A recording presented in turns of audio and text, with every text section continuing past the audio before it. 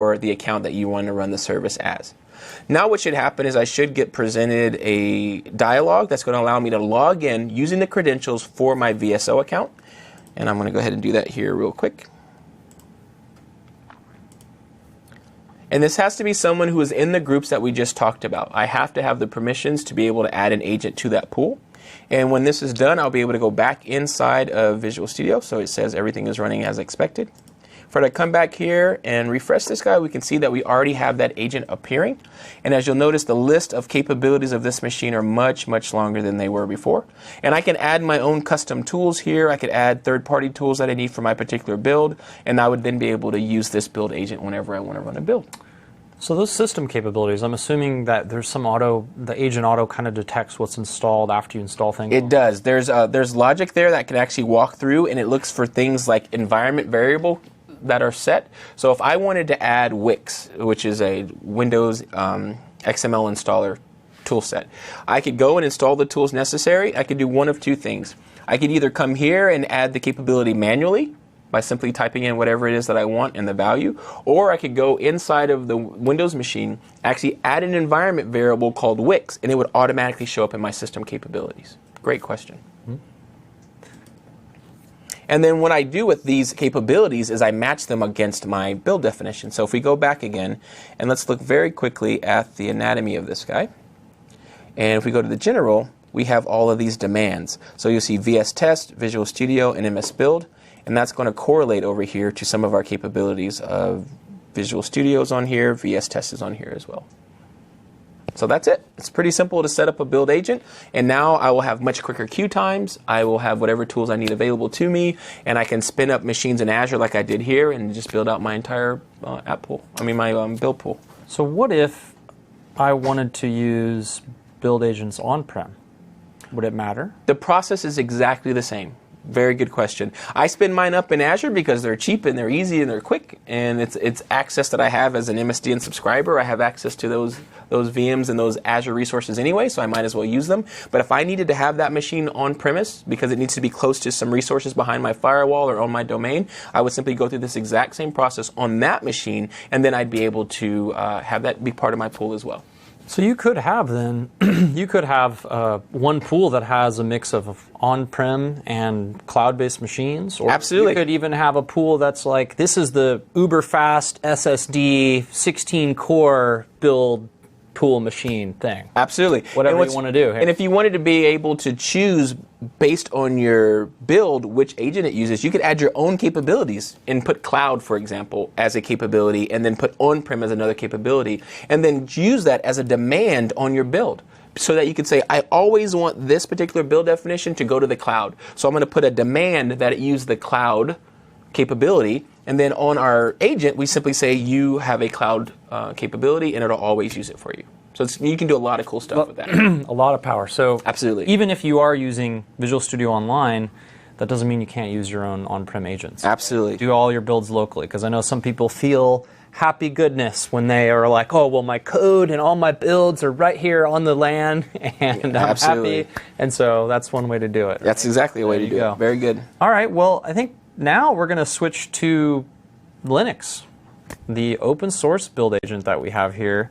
And so what I've done is I've already got an existing pool here named Ubuntu Agents. Not surprisingly, running Ubuntu Linux. We have one that's running, but what I want to do is walk you through how do you create a new agent and add that to the pool. So what I've done is I have created a brand new, fresh Ubuntu 14.04 VM in Azure, and I've only done two commands. The first one is this big long URL here to install the latest version of Node. And this one's really important, and I'll explain why later. And this one's actually, at least at the time of this recording, is actually not documented that you have to do this. So an important one here that I'll leave up on the screen for you to check out. The next one that I did is did an install of Node.js. So even though that installs the latest package of Node, you still got to go and install Node.js. Now, if you look at the instructions that are up there, it's going to tell you to just install Node.js. And if you do that, you're going to run into some problems later on, at least in my experience here. You also need to have npm, the Node Package Management, installed on this VM. So after that, though, we can take a look and see what's our version of Node.js. We can take a look and see what's my version of npm. And from here, now we're ready to do the agent install. So what I'm going to do is, is type sudo npm install VSO agent installer -g. Now what's going to happen is it's going to pull down the agent. So Donovan went out there and he actually clicked and said download. Well, that's our command, our equivalent command on Linux to just download it, and that's it as far as the download goes. Now what we want to do is we have to change some permissions just because of the way in which this works. So we're going to do a dash, and why don't I clear just so it's a little bit up top for you folks here. We're going to do sudo chown -r $user, and this is documented up there. It gives the appropriate permissions to the package manager for what we need to do next. Okay, so we've executed that. Now, the way that the agents work here, or the open source agent works, is that you can create agents for however many agents you want to run on the same machine, you can. And it's just you're gonna put that into its directory. So we're gonna make a directory and we're gonna call that VSO agent. We'll just leave it that. And then we're gonna change directory into VSO agent. And then we're gonna do the VSO agent installer.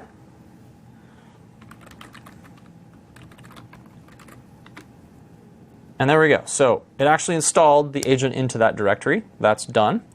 And now what we have to do, just like Donovan did in the Windows one, we still have to do a configuration, right? So the agent is now installed, but we need to get it configured. It's just out there in no man's land, and the agent's installed, but it's got to be configured to VSO. So we're going to type node agent VSO agent, and now it's going to say, what's your username?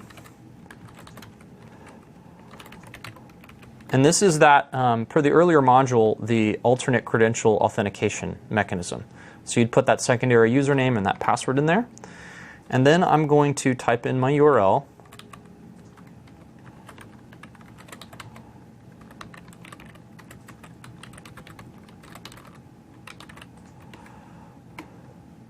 The agent name, I'm going to hit enter and just leave it the same name as the VM, but you could call that whatever you wanted.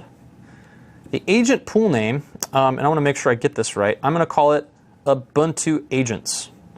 Because if you look here, right, we have this friendly little Ubuntu agent. Whoa, wow, got a little crazy there on the drawing. Ubuntu Agents. So let's go back and let's call it Ubuntu Agents. Right? Yep. Okay. So there we go. Agent started. Now that's it. Now the agent today actually, at least as at the time of this recording, has to be run interactively. Unfortunately, the agent is not as a service yet. So if you hit Control-C or you close your PuTTY window out or you reboot your VM, you're going to actually have to go back in and type that same command in that directory, node agent /VSO agent. So just something to be aware of, at least at the time of this recording, that's the way it works. So let's now, I guess, give you kind of an explanation or see it in action, right? What actually happens? How can I connect this to an actual build? So if I go over to this build definition that I have, I'm going to first, I guess, take out the agent, because I know there's some other special things that I had installed, like Java and some other things. So I'm going to remove this from the pool.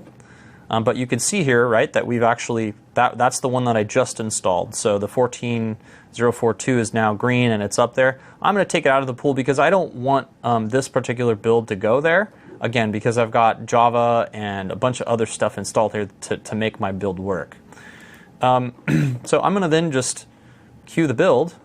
Again, it's going to hit the queue of the Ubuntu agents. We're going to click OK.